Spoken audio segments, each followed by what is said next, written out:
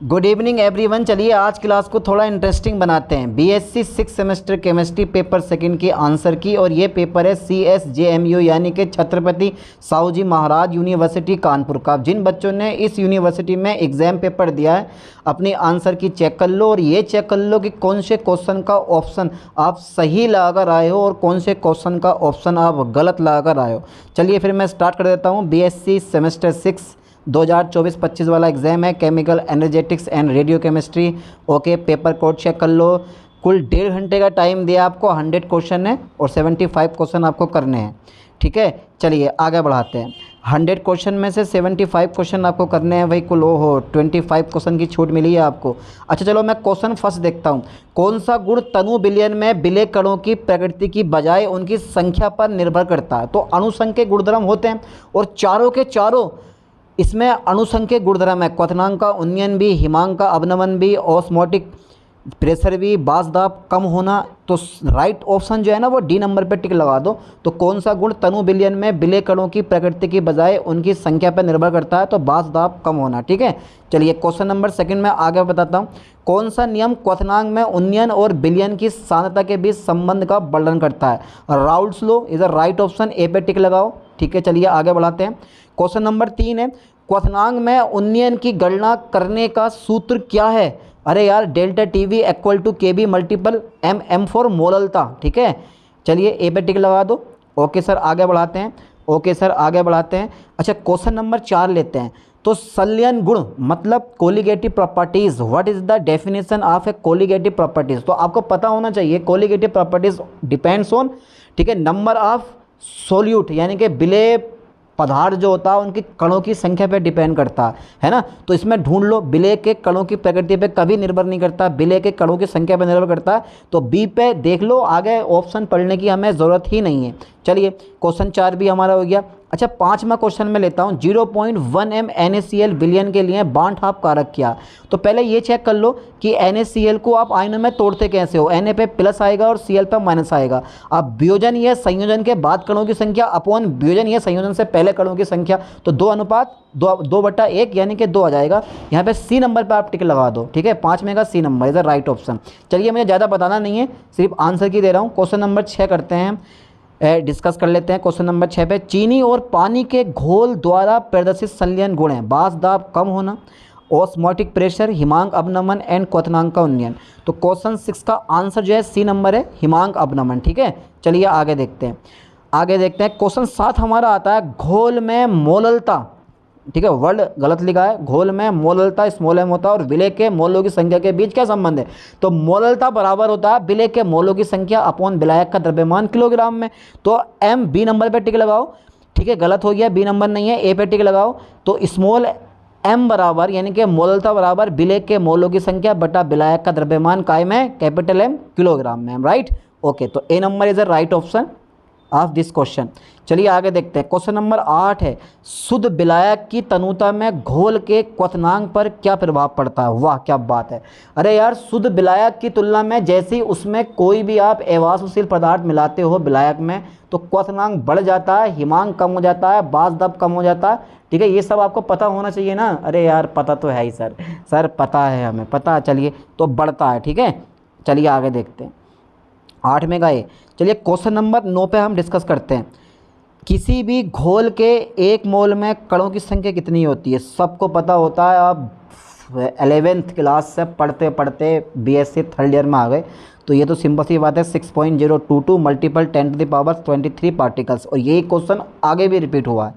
चलिए आगे देखते हैं। क्वेश्चन नंबर 10 है, देखो ऑस्मोटिक प्रेशर की इकाई क्या है? ये सब की सब ऑस्मोटिक प्रेशर की इकाई है, पास्कल भी, टोर भी, वायुमंडल भी, बार भी। लेकिन असल में हमारी बुक में पता है क्या चलता है? वायुमंडल। ठीक है, ATM चलता है, एटमॉस्फेयर। चलिए आगे देखते हैं। ठीक है, तो C नंबर पर टिक लगाएं, 10 में का C नंबर। अच्छा 11वां क्वेश्चन आ गया भाई, पेपर बड़ा ईजी आया, कानपुर का पेपर इतना बड़ा ईजी। चलिए देखते हैं क्वेश्चन नंबर 11, भौतिक अधिशोषण के पीछे प्राथमिक प्रेरक शक्ति क्या है? सह संयोजक बंधन है या B नंबर वंडरवाल फोर्स? ज़्यादा सोचने की जरूरत ही नहीं है, भौतिक अधिशोषण है तो वहाँ पर वंडरवाल फोर्स पाए जाते हैं, ये आपने सबने पढ़ रखा है। चलिए आगे बढ़ाता हूँ। अच्छा ये बताओ, फ्रेंडलिक अधिशोषण समतापी निम्न पर लागू होता है, मल्टी लेयर एडजॉर्प्शन, या फिर सिंगल लेयर यानी कि monolayer adsorption, heterogeneous catalysed and chemisorption. क्या लग रहा है आपके लिए? तो फ्रेंडलिक अधिशोषण समतापी जो होता है ना वो मल्टी लेयर एडजॉर्प्शन के लिए लागू होता है, ठीक है। और जो लैंगम्यूर होता है वो मोनोलेयर के लिए लागू होता है, लैंगम्यूर अधिशोषण समतापी जो था। अच्छा आ गया 13वां नंबर भी आ गया। चलिए, लैंगम्यूर अधिशोषण समतापी में पैरामीटर के क्या दर्शाता है? ये हमेशा बी दर्शाता है, अधिशोषण संतुलन स्थिरांक, ठीक है। 13वें का बी पे टिक लगाएं। चलिए क्वेश्चन नंबर 14 में लेता हूँ। मज़ा आ रहा है ना पढ़ने में? ठीक है। अब पेपर जिन बच्चों को मिला है, अच्छा इस यूनिवर्सिटी में लगभग सभी जितने भी कॉलेज होंगे सब में पेपर बटा होगा और बच्चों को ज़रूर मिला होगा, ठीक है। बहुत सी यूनिवर्सिटी में ना पेपर करवा के जमा कर लेते हैं, पेपर ही नहीं मिलता, बहुत सी यूनिवर्सिटी ऐसी भी हैं। चलिए देखते हैं, किस प्रकार का सोल परिक्षिप्त चरण और परिक्षेपण माध्यम के बीच प्रतिकर्षण बल प्रदर्शित करता है? लायोफोबिक कोलाइड, ठीक है। तो ये है तुम्हारे पास लियोफोबिक सोल। चलिए आगे बढ़ाता हूँ।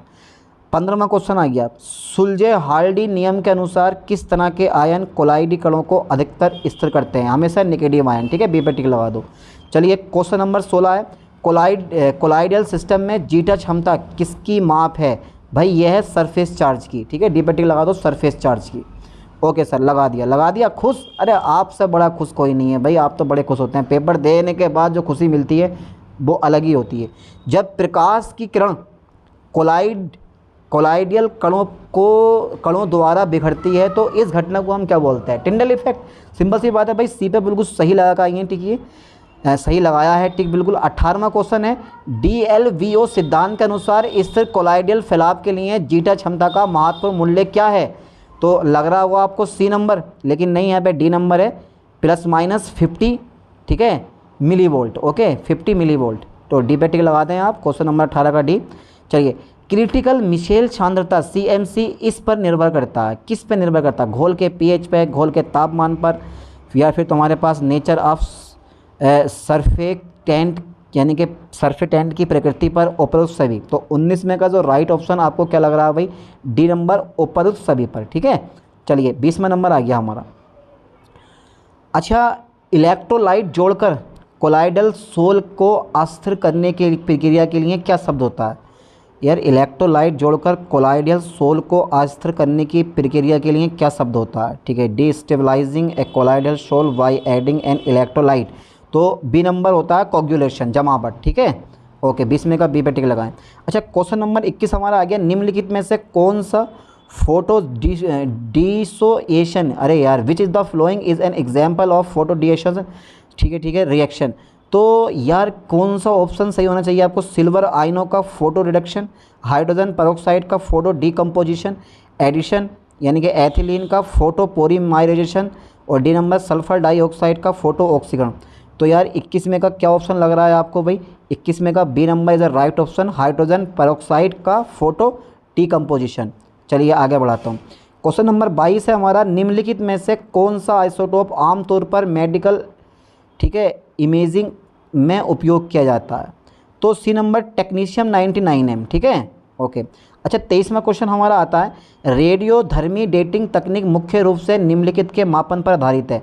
तो यार किसी नमूने के रेडियो एक्टिव क्षय की दर पर, बी नंबर किसी नमूने में स्थित समस्थानिकों की सांद्रता पर, किसी नमूने द्वारा उत्सर्जित गामा विकिरण की मात्रा पर, परमाणु विखंडन की प्रक्रियाओं के दौरान जारी ऊर्जा। तो यहाँ पे ए पे टिक लगा दो, किसी नमूने के रेडियो धर्मी क्षय की दर पर, ठीक है। चलिए आगे देखते हैं।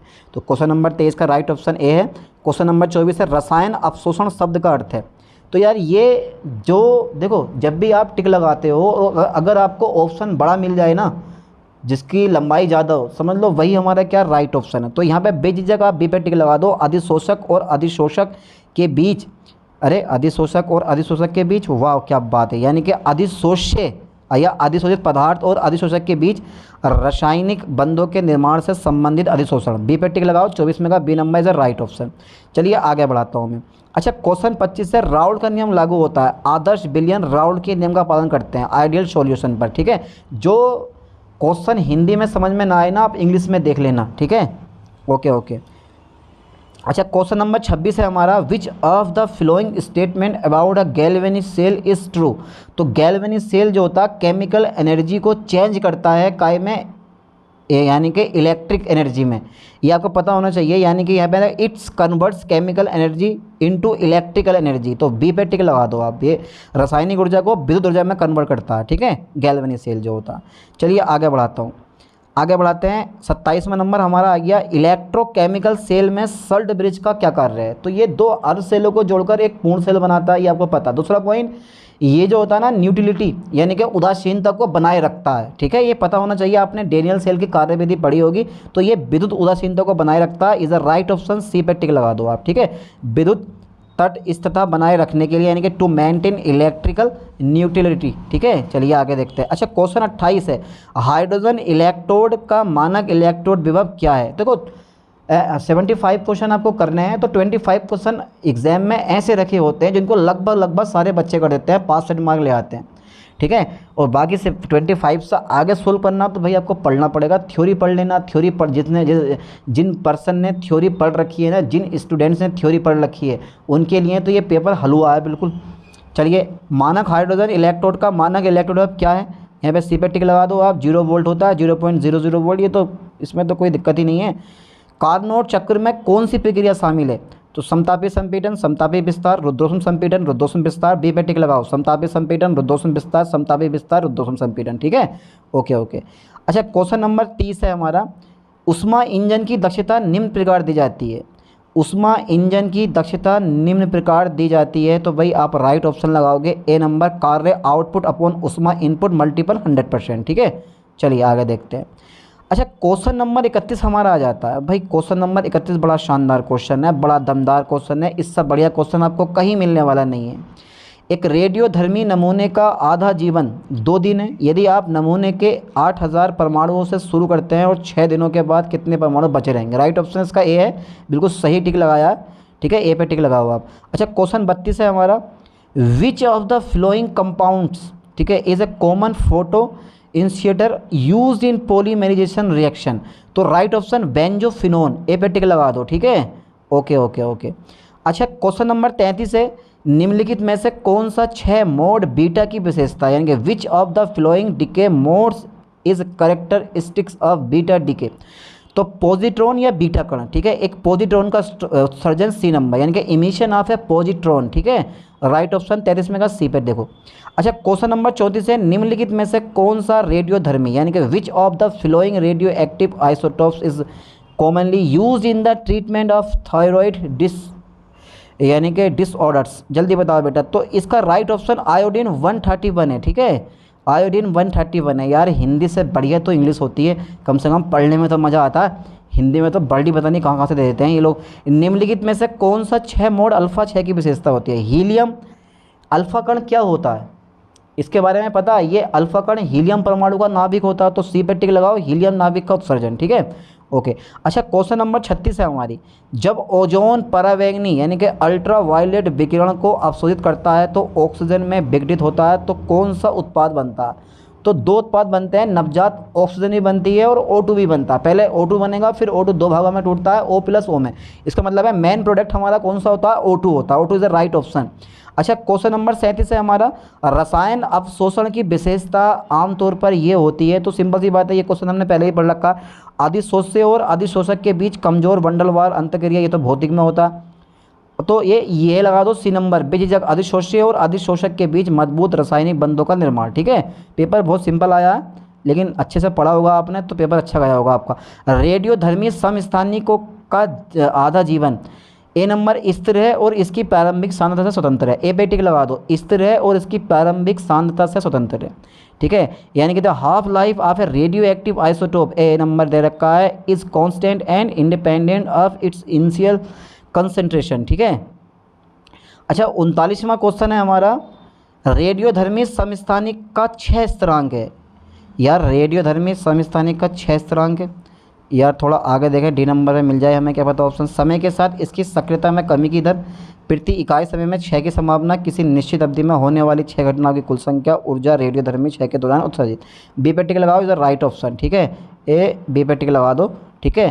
तो क्वेश्चन नंबर 39 का जो ऑप्शन है वो कौन सा बी नंबर है हमारा, ठीक है। चलिए मैं आगे बढ़ता हूँ। क्वेश्चन नंबर 40 है, निम्नलिखित में से कौन सा कण रेडियोधर्मी क्षय के दौरान उत्सर्जित नहीं होता है? प्रोटॉन, न्यूट्रॉन, अल्फा कण, बीटा कण। न्यूट्रॉन जो प्रोटॉन है ना, वो एक ऐसा पार्टिकल है जो रेडियोधर्मी क्षय के दौरान उत्सर्जित नहीं होता। अच्छा 41 में क्वेश्चन आ गया, फोटो ब्लीचिंग से क्या तात्पर्य है? यार चेहरा ब्लीचिंग से क्या तात्पर्य है? तो ये फोटो ब्लीचिंग से क्या तात्पर्य है, चलिए देखते हैं। उज्ज्वल प्रकाश की स्थिति में प्रकाश संश्लेषण की दक्षता में कमी, प्रकाश के प्रति लंबे समय तक संपर्क में रहने पर प्रकाश संवेदनशील अणुओं का क्षरण। वाह क्या बात है, ये तो सबके सब ऑप्शन इतने बड़े बड़े दे रखे हैं यार, क्या करें, क्या ऑप्शन होगा? 41 में का राइट ऑप्शन कौन सा है? समय के साथ फोटो रिएक्शन की क्वांटम उपज में वृद्धि। डी पे टिक लगा दो आप, ठीक है, लगा दी होगी। अरे इंटेलिजेंट हैं आप लोग, डी पे टिक लगा दो भाई, दिखाई दे रहा है ना, ऑप्शन बहुत बड़े हैं इसके। अच्छा क्वेश्चन 42 है हमारा, चलिए मैं ऊपर देख के करते हैं। यदि किसी रेडियोधर्मी समस्थानिक का आधा जीवन 20 मिनट है तो 60 मिनट के बाद नमूने का कितना हिस्सा बचेगा? तो ज़्यादा नहीं, बी पे टिक लगा दो, 1/8, ठीक है। चलिए आगे देखते हैं। क्वेश्चन 43 है, आवोगाद्रो संख्या का संख्यात्मक मान क्या है? 6.023 × 10⁻23। ये यार ये आपने पढ़ रखा है। चलिए आगे देखते हैं, ए पे टिक लगाओ 43 में का। अच्छा 44 में क्वेश्चन आ गया हमारा यार, which the refers to a series, यानी कि कौन सा शब्द रेडियोधर्मी क्षय की एक श्रृंखला को संदर्भित करता है जहां एक तत्व के क्षय से एक अन्य रेडियो तत्व का भेदी उत्पाद के रूप में उत्पन्न होता है? तो ये आता तुम्हारे पास डीके चैन, ठीक है, डी पे टिक लगाओ, डीके चैन, ओके।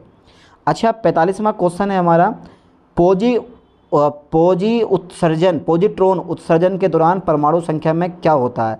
तो पोजिट्रॉन क्या होता है पहले तो पता होना चाहिए ना, +1 beta 0।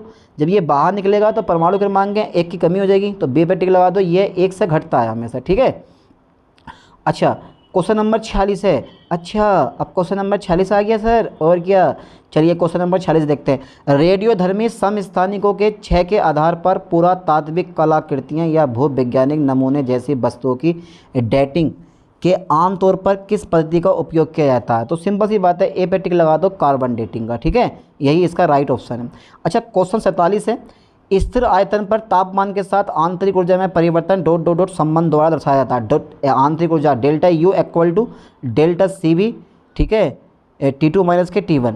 Oh my God, delta पहले लगाया यार, ठीक है, हाँ सही है, ओके कोई दिक्कत नहीं है। तो delta E = delta CV, T2 - के T1, सी पे राइट ऑप्शन, सी नंबर पे टिक लगा दो, ओके। क्वेश्चन नंबर आ गया हमारा 48। अल्लाह भैया क्वेश्चन 48 आ गया हमारा, CO और CO2 के निर्माण की ऊष्मा इतनी है, तो हैस के नियम के अनुसार कार्बन मोनोऑक्साइड के दहन की ऊष्मा ... होगी, सी पे टिक लगाओ, -67.6 किलो कैलोरी, ठीक है। चलिए आगे देखते हैं 49वां क्वेश्चन, किसी रासायनिक अभिक्रिया के लिए एंट्रोपी परिवर्तन ΔS इतना है, तो यदि अभिक्रिया 298 केल्विन पर होती है तो इस तापमान पर गिब्स ऊर्जा में, तो ये फॉर्मूला आता है ΔG = ΔH - के T × ΔS। ΔS का मान लगाओ, ठीक है, ΔS का मान लगाओ यहाँ पे, और भाई किसका मान लगाओगे? ΔS का मान लगाओ, और आप लगाना T का मान लगाना 298, ΔS का मान लगाना माइनस में, और ΔH का मान तुम्हारा 0 हो जाएगा, तो इसका आंसर प्लस में आएगा 35.76 किलो जूल, ठीक है। चलिए आगे बढ़ाते हैं। अच्छा 50वां हमारा नंबर आता है, सेल का EMF यानी कि electromotive force Nil Ni2 + 1.0 m Au3 + इतना है, तो फिर इतने में इतना कितना हो जाएगा? जल्दी बताओ बेटे, 50 में का राइट ऑप्शन कौन सा? ये तो तुम सोल्व भी कर लोगे हैं भाई, ये तो सोल्व होगा। 50 में का सी नंबर पर टिक लगाओ, 1.75, ठीक है, ओके सर, ओके। यार कैसे 1.75 चेक कर लें एक बार, ओके अभी देखते हैं इस सवाल को हम। E0 इतना है, तो cathode minus E0 cathode minus के E0 एनोड, तो 1.5 माइनस प्लस 0.25, तो 1.75 आ जाएगा राइट ऑप्शन, ठीक है। चलिए सही है इसका, 50 में का सी नंबर पर टिक लगा हुआ, ओके।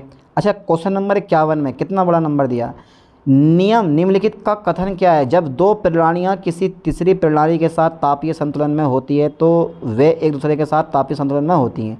तो ये जो है ना, ये है ऊष्मागतिकी का शून्यवान नियम, 0th लॉ ऑफ थर्मोडायनेमिक्स, ठीक है, सी पे टिक लगा दो। अच्छा वह प्रक्रिया जिसमें तापमान स्थिर रहता है समतापी प्रक्रिया कहलाती है। चलिए 53वां नंबर, निम्न में से कौन सा रुद्रोष्म प्रक्रिया की विशेषता है? ऊष्मा में कोई आदान प्रदान नहीं होता, सी नंबर लगाओ 53 का।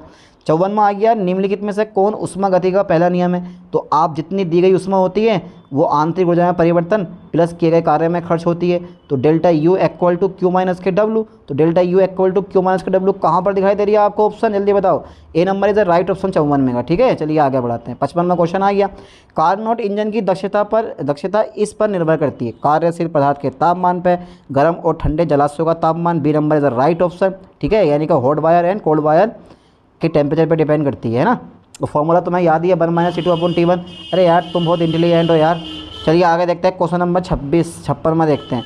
तो एक पृथक प्रणाली की एंट्रोपी हमेशा बढ़ती है, ये ध्यान देना। 56 में का राइट ऑप्शन कौन सा है भाई? 56 में का राइट ऑप्शन ए पे टिक लगाओ, बढ़ती है। ठीक है, इंक्रीज होती है। ओके, क्वेश्चन नंबर 57 है, एक चक्रीय प्रक्रिया में आंतरिक ऊर्जा में परिवर्तन होता है, हमेशा 0 होता है। सी पे टिक लगा दो आप। ठीक है, अच्छा, गिब्स मुक्त ऊर्जा को इस प्रकार परिभाषित किया जाता है। तो देखो पता होना चाहिए आपको। चलिए मैं थोड़ा सा आपको हिंट्स दूँ। जी इक्वल टू होता है हमारा एच माइनस के टी एस, और एच बराबर होता है हमारा यू प्लस पी बी। तो अब आप चेक कर लो, तो U plus P B minus T S, तो कहाँ पर है U plus P B minus T S? तो आप यहाँ पर ऑप्शन दे देना ए पे। ठीक है, A number is the right option. Okay, अच्छा, क्वेश्चन नंबर 59 है, एक आदर्श गैस के लिए स्थिर आयतन पर विशिष्ट ऊष्मा को निम्न द्वारा दर्शाया जाता है। ठीक है, सी बी द्वारा। ठीक है, ओके बेटे, क्वेश्चन नंबर 60 है हमारा, है तो है और होना काफ़ी नहीं होता। एक ऊष्मा इंजन निम्न द्वारा कार्य करता है, यांत्रिक ऊर्जा को ऊष्मा में परिवर्तित करना, ऊष्मा ऊर्जा को यांत्रिक ऊर्जा में परिवर्तित करना, ऊष्मा ऊर्जा को यांत्रिक में चयन करना, यही इसका राइट ऑप्शन है। इससे आगे हमें बढ़ना ही नहीं है। 60 में का बी पे टिक लगा दो। ठीक है, 60 में का कौन सा ऑप्शन है हमारा? B number. चलिए आगे देखते हैं, क्वेश्चन 61 आ गया, एक स्वतःस्फूर्त अभिक्रिया के लिए डेल्टा जी का मान हमेशा निगेटिव होता, कभी पॉजिटिव नहीं आता, निगेटिव होता है स्वतः के लिए। ठीक है, ओके, अच्छा, 62वां एंट्रोपी की इकाई है joule per kelvin per mole. A number is the right option. ठीक है, 62 में का ए नंबर लगा दिया, खुश। ईएमएफ को गिब्स मुक्त ऊर्जा इस प्रकार संबंधित है, तो delta G equal to minus N F E, इसे ए नंबर पर टिक लगा दो, राइट ऑप्शन। 63 में का ए नंबर। ये तो बहुत सिंपल क्वेश्चन है। मानक अवस्थाओं की शर्तें 25 degree Celsius and 1 atmosphere, D पे टिक लगा दो। मैं कहने रहा हूँ 25 क्वेश्चन बिल्कुल ईजी होते हैं आपके, बाकी आगे जो जिसमें पढ़ा होता है वो टिक लगा था। 75 किसी सिस्टम की, यानी कि what is the terms for the measure of, ठीक है, रैंडमनेस और डिसऑर्डर ऑफ सिस्टम, यानी कि किसी सिस्टम की यादृच्छिकता या फिर अव्यवस्था के माप के लिए शब्द है, हमेशा वो एंट्रोपी होता है। कहाँ पे एंट्रोपी? सी नंबर पर टिक लगा दो, entropy is the right option. जब कपूर वाष्पित होता है तो एंट्रोपी क्या होती है? जब कपूर वाष्पित होता है तो एंट्रोपी क्या होती है? 66 में का बी नंबर है, बढ़ती है हमेशा। ठीक है, चलिए क्वेश्चन 67 आ गया हमारा, निष्क्रिय गैस के लिए CP/CV का अनुपात है हमेशा 1.66 इनर्ट गैस के लिए। ठीक है, अच्छा, क्वेश्चन नंबर 68 है, हेल्महोल्ट्ज़ फंक्शन ए निम्न प्रकार दिया जाता है E-TS द्वारा, B number is the right option. ठीक है, अच्छा, क्वेश्चन नंबर 69 हमारा आता है, शुद्ध क्रिस्टल की एंट्रोपी परम शून्य तापमान पर होती है, ये कथन है ऊष्मागतिकी के तृतीय नियम का, सबको याद है। अरे यार, ऊष्मागतिकी का तृतीय नियम किसके याद नहीं है? सबको याद होता है। एंट्रोपी परम शून्य पर शून्य होती है, ये कथन है। परम शून्य तापमान पर शून्य होती है किसी पदार्थ की एंट्रोपी। ठीक है, अच्छा, क्वेश्चन नंबर 70 हमारा आ गया, निम्न दी गई औसत बॉन्ड ऊर्जाओं को देखते हुए दर्शाइए कि प्रतिक्रिया के लिए 298 केल्विन पर प्रतिक्रिया की ऊष्मा ऐसे ऐसे होती है। तो इसका राइट ऑप्शन है माइनस के, ए भैया ए ऐसे हो गए, ऐसे कर दो, आगे बढ़ाओ और टिक लगा दो ए पे, माइनस के 516 किलो जूल। ठीक है, A number is the right option. अच्छा, 71 में आ गया हमारा क्वेश्चन, एक इंजन 900 डिग्री केल्विन और T2 के तापमान के बीच संचालित होता है और दूसरा इंजन T2 और 400 डिग्री के बीच संचालित होता है, दोनों को समान कार्य करने के लिए T2 का मान कितना होगा? बहुत बढ़िया, बहुत बढ़िया क्वेश्चन है भाई। 71 में का राइट ऑप्शन कौन सा? बी पे टिक लगा दो आप। ठीक है, ए बी पे, ये आ गया मेरे पास 600 डिग्री केल्विन। ठीक है, 71 में का B number is the right option. ठीक है, चलिए आगे देखते हैं। अच्छा, क्वेश्चन 72 हमारा आ गया, देखो क्वेश्चन ये एक दो क्वेश्चन बड़े अजीब से दिए गए हैं इसमें। अर्ध सेल प्रतिक्रियाओं के लिए मानक इलेक्ट्रोड क्षमता इस प्रकार है, ये तो Zn की दे रखी है हमें 0.41 वोल्ट और इसकी दे रखी है 0.76 वोल्ट। तो अब इसका 72 में का जो राइट ऑप्शन होगा वो कौन सा है? अभी ढूंढना है। 72 में का राइट ऑप्शन बी पे टिक लगा दो, 0.35 वोल्ट। ठीक है, अच्छा, क्वेश्चन 73 है, Cu2+/ कॉपर और Cu2+/ कॉपर प्लस के मानक अपचयन विभव क्रमशः इतने इतने हैं। तो कॉपर प्लस/ कॉपर अर्ध सेल का मानक अपचयन विभव सी पे टिक लगाओ 0.521 वोल्ट। ठीक है, ओके। अच्छा क्वेश्चन नंबर 74 आ गया हमारा, Ag प्लस आयनों की आयनिक गतिशीलता कितनी है हमारी 5.2 मल्टीपल 10⁻⁻9। चलो 74 में का देखते हैं कौन सा राइट ऑप्शन है। ए पे टिक लगा दो, 5.2 मल्टीपल 10⁻⁻9, ठीक है ओके। अच्छा क्वेश्चन 75 हमारा आ गया, विद्युत अपघटनी सेल में वह इलेक्ट्रोड जिस पर इलेक्ट्रोड विलयन में प्रवेश करते हैं कहलाता है। विद्युत अपघटनी सेल में वह इलेक्ट्रोड जिस पर इलेक्ट्रॉन विलयन में प्रवेश करते हैं, इस इलेक्ट्रोड पर होने वाले रासायनिक परिवर्तन को, ठीक है, डी नंबर पर टिक लगाओ, कैथोड कहते हैं और इस इलेक्ट्रोड पर होने वाले परिवर्तन को हम अपक्षयन कहते हैं, ठीक है। क्वेश्चन 76 है हमारा, टिन सेकेंड हाइड्रोक्साइड यानी कि SnOH का होल ट्वाइस के लिए घुलनशीलता उत्पाद अभिव्यक्ति है। तो Sn2+ और Sn को तोड़ो आयनों में, पहले Sn2+ आएगा और 2OH माइनस आयन आएगा। तो Sn2+ की सांद्रता और OH माइनस आयन की सांद्रता का होल ट्वाइस। चेक करो ज़रा कहाँ पर है ये वाला ऑप्शन, देख लेते हैं एक बार। ये हैगा, ये सी नंबर पर टिक लगाओ, Sn2+ OH माइनस का होल ट्वाइस वो की पावर 2 लगा दो, ठीक है।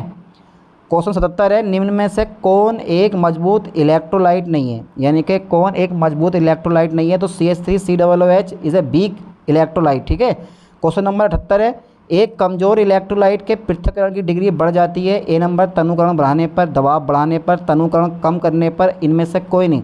तो 78 में का राइट ऑप्शन हमारा है, 78 में का राइट ऑप्शन है हमारा ए नंबर, ठीक है। ए पे टिक लगाओ, तनुकरण बढ़ाने पर यानी कि ऑन इंक्रीजिंग डाइल्यूशन, ठीक है। क्वेश्चन नंबर 79 है, बड़ा पेचीदा मामला वही है क्वेश्चन। क्रोमियम, मैंगनीज, आयरन और कोबाल्ट के लिए इतना है। तो धातुओं में से किस एक के लिए ऑक्सीकरण अवस्था में +2 से +3 तक परिवर्तन सबसे आसान होगा, ये मामला क्वेश्चन है। बेटा जल्दी बताओ क्या ऑप्शन लग रहा है इसका, ठीक है। तो ए नंबर पर टिक लगा दो, ठीक है, क्रोमियम। चलिए आगे बढ़ाते हैं। क्वेश्चन नंबर 80 है हमारा, निम्नलिखित जलीय विलयनों की उच्चतम विद्युत चालकता किसकी है। तो सबसे राइट ऑप्शन जो है वो है हमारा डी नंबर, ठीक है। डी पे टिक लगाओ, 0.1 m डाईफ्लोरो एसिटिकम। चलिए क्वेश्चन नंबर 81 हमारा आ जाता है, पीएच और पीओएच के बीच संबंध है। पीएच और पीओएच के बीच संबंध, बी पे टिक लगाओ, pH plus pOH equal to 14। अच्छा क्वेश्चन नंबर 82 है हमारा, संयुग्मी अम्ल क्षार युग्म के लिए केबी और केबी यानी कि के और केबी के बीच संबंध इस प्रकार दिया जाता है। तो के ए गुणा K B equal to K W is right option, B पे टिक लगाओ, के ए गुणा K B equal to K W, ठीक है। चलिए ये क्वेश्चन तो पेपर में बहुत बार पूछा गया। अच्छा क्वेश्चन नंबर 83 है, बफर विलयन के लिए निम्नलिखित में से कौन सा कथन सत्य है। जब इसमें थोड़ी मात्रा में एसिड या बेस मिलाया जाता है तो पीएच परिवर्तन का प्रतिरोध करता है, बिल्कुल राइट ऑप्शन है। आगे हमें बढ़ना ही नहीं है, ए नंबर पर टिक लगा दो, 83 में का ए नंबर इज राइट ऑप्शन। चलिए आगे देखते हैं। क्वेश्चन नंबर 84 है, NaOH के 0.01 m घोल का पीएच क्या होगा। पीएच 12 आएगा इसका, ठीक है। 12 पे टिक लगाओ, 84 का B number is right option, ठीक है। अच्छा SF6 में S की ऑक्सीकरण संख्या है कितनी है, +6 है, ठीक है। डी पे टिक लगा दो आप, बेझिझक लगाओ, कोई दिक्कत नहीं है। क्वेश्चन 86 है, किसी यौगिक में ऑक्सीकरण संख्या -1 है, किसकी, हाइड्रोजन की। तो हाइड्रोजन की Cl+1 है यहाँ भी, NaOH में भी, ठीक है। लिथियम हाइड्राइड ये दिखाई दे रहा हमें, और NaOH में हाइड्रोजन किस यौगिक में ऑक्सीकरण संख्या -1 है। तो सी पे टिक लगाओ यार, सी पे ना तुम्हारे पास -1 है, ठीक है। लिथियम के लिथियम की आ जाएगी ना इधर हाइड्रोजन, यानी कि लिथियम की +1 होता है, +1 प्लस का हाइड्रोजन का x बराबर 0 हो जाएगा, x बराबर -1 आ जाएगा। तो सी नंबर इधर राइट ऑप्शन है इसका। बड़ा घुमा का क्वेश्चन दिया हो भाई, सी नंबर राइट ऑप्शन, ठीक है। अच्छा क्वेश्चन नंबर 87 है, जंग लगने के दौरान Fe जो होता है ना वो ऑक्सीकृत होता है, ऑक्सीडाइज होता है। ए पे टिक लगाओ, 87 में का ए नंबर, ठीक है।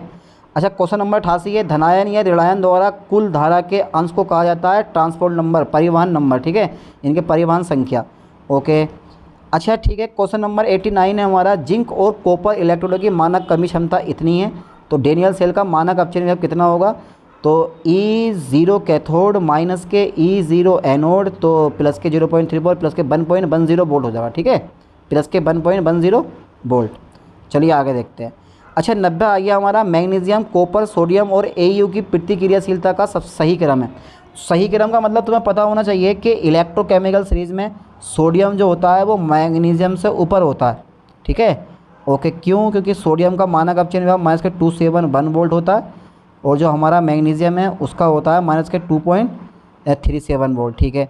तो यहाँ पर जो राइट ऑप्शन आएगा हमारा, okay okay okay okay okay, यहाँ पर जो हमारा राइट ऑप्शन आएगा भाई वो ऑप्शन है हमारा सोडियम सबसे ऊपर होगा और मैग्नीशियम सही क्रम है। सोडियम सबसे ज़्यादा क्रियाशील होगा, उसके बाद में मैग्नीशियम और उसके बाद में कॉपर और उसके बाद में हमारा कितना आएगा, ये आएगा सोना। ठीक है, राइट ऑप्शन बी पे टिक लगा दो आप। ठीक है, तो सबसे ज़्यादा जो है ना सही क्रम यही वाला है, सबसे ज़्यादा जो होगा वो सोडियम होगा क्रियाशील, उससे कम मैग्नीशियम होगा, उससे कम कॉपर होगा, उससे कम हमारा सोना होगा। ठीक है, राइट ऑप्शन बी पे टिक लगाओ आप। Okay okay. अच्छा 91 का नंबर है हमारा, कौन सा नियम बताता है कि केवल अवशोषित प्रकाश की प्रकाश रासायनिक परिवर्तन ला सकते हैं? ग्रोथस डेपल लो। ए पे टिक लगा दो बेझिझक। अच्छा क्वेश्चन नंबर 92 हमारा आइए, जेवलांश की आरेख में कौन सी संक्रमण प्रतिदीप्ति के उत्सर्जन को दर्शाता है? ठीक है, जेवलांश की diagram represent the emission of fluorescence. तो ए नंबर पे टिक लगाओ, S1 चेंज टू S0। ठीक है, ओके। अच्छा क्वेश्चन नंबर 93 है, जेवलांश की आरेख में कौन सा संक्रमण फॉस्फोरेसेंस के उत्सर्जन को दर्शाता है? सी नंबर पे टिक लगाओ, T1 चेंज टू S0। चलिए क्वेश्चन नंबर 94 हमारा आता है, कौन सी प्रक्रिया लंबे समय तक रहने वाले उत्तेजित ट्रिपलेट राज्यों के गठन की ओर ले जाती है? ठीक है, आंतरिक रूपांतरण, इंटर सिस्टम क्रॉसिंग, प्रतिदीप्ति, फॉस्फोरेसेंस। तो 94 का राइट ऑप्शन जो है वह है मेरे पास B number, intersystem crossing. ठीक है, बी पे टिक लगा दो आप। चलिए लगा दिया। अच्छा क्वेश्चन 95 है हमारा, बड़ा स्पेशल क्वेश्चन है, निम्नलिखित में से कौन सा फोटो सेंसिटाइज्ड यानी कि which of the following is an example of photosensitised reaction? प्रकाश संश्लेषण, गैसोलीन का दहन, लोहे पर जंग लगना, अमोनिया का संश्लेषण। तो 95 का जो राइट ऑप्शन है वो ए नंबर पर टिक लगाओ, प्रकाश संश्लेषण। ठीक है, चलिए आगे बढ़ाते हैं। क्वेश्चन 96 हमारा आता है, बड़ा शानदार क्वेश्चन है, एक फोटोकेमिकल प्रतिक्रिया की क्वांटम उपज को प्रभावित करने वाला प्राथमिक कारक क्या है? ऊर्जा, स्थानांतरण प्रक्रियाओं की दक्षता, अवशोषित प्रकाश की तरंग दैर्ध्य या संवेदी सांद्रता या प्रकाश की तीव्रता? राइट ऑप्शन है बी नंबर पर टिक लगाओ, अवशोषित प्रकाश की तरंग दैर्ध्य। ठीक है, चलिए क्वेश्चन नंबर 97 हमारा आता है, एक प्रकाश रासायनिक प्रतिक्रिया में प्रति अवशोषित फोटोन सक्रिय अभिकारक अणुओं की संख्या को इस प्रकार संदर्भित किया जाता है, किसके द्वारा? क्वांटम यील्ड द्वारा। ठीक है, क्वांटम उपज द्वारा। बी पे टिक लगाओ, इधर राइट ऑप्शन 97 का। अच्छा क्वेश्चन नंबर 98 आ गया हमारा, कितने बड़े बड़े ऑप्शन दे रखे हैं, यहाँ आ भी इतना नज़ारे ये आ गए। चलिए आ गए, अवशोषित फोटोन और प्रकाश रासायनिक प्रतिक्रियाओं के बीच संबंध के बारे में स्टार्क आइंस्टीन कानून बताता है। तो 98 का राइट ऑप्शन बी पे टिक लगाओ बेझिझक। ठीक है, कि प्रत्येक अवशोषित फोटोन केवल एक प्रकाश रासायनिक प्रतिक्रिया को प्रेरित करता है। बी पे टिक लगा दो, इधर राइट ऑप्शन। चलिए आगे देखते हैं, बात सही है बिल्कुल। क्वेश्चन नंबर 99 है, कौन सा कारक प्रकाश रासायनिक प्रतिक्रिया की क्वांटम उपज को प्रभावित नहीं करता? तापमान। 99 का कौन सा ऑप्शन है? डी नंबर, तापमान नहीं करता। चलिए आगे देखते हैं। 100 क्वेश्चन है, आंतरिक रूपांतरण की तात्पर्य निम्न प्रक्रिया से है? सिंगलेट से ट्रिपलेट अवस्था में रूपांतरण, ट्रिपलेट से सिंगलेट अवस्था में रूपांतरण। सी नंबर, उत्तेजित अवस्था ऊर्जा का उसी इलेक्ट्रॉनिक अवस्था में उष्मा रूपांतरण। या डी नंबर है, उत्तेजित सिंगलेट अवस्था में ग्राउंड सिंगलेट अवस्था में प्रकाश का उत्सर्जन। तो 100 क्वेश्चन का क्या ऑप्शन लग रहा है? आंतरिक रूपांतरण की तात्पर्य निम्न प्रक्रिया से है यार। तो 100 का C number is a right option, उत्तेजित अवस्था ऊर्जा का उसी इलेक्ट्रॉनिक अवस्था में उष्मा रूपांतरण, राइट ऑप्शन। सी पे टिक लगा दो। ठीक है, चलिए आगे बढ़ाता हूँ। 100 क्वेश्चन पूरे हो गए। तो इस तरह से ये 100 क्वेश्चन देख लो, किसी क्वेश्चन में डाउट लगे तो अपने मॉडल से देख लेना। ठीक है, कि इसका राइट ऑप्शन कौन सा होगा। ठीक है, तो सारे के सारे क्वेश्चन के आंसर मैंने आपको बता दिया। आप खुद को चेक करना है, पेपर साथ लेके बैठो कि कौन से ऑप्शन का सही आंसर है, कौन से ऑप्शन का सही आंसर नहीं है। ठीक है, चेक कर लोगे ना पक्का। चलिए मिलते हैं आपसे नई वीडियो में नए लेक्चर के साथ। थैंक्स।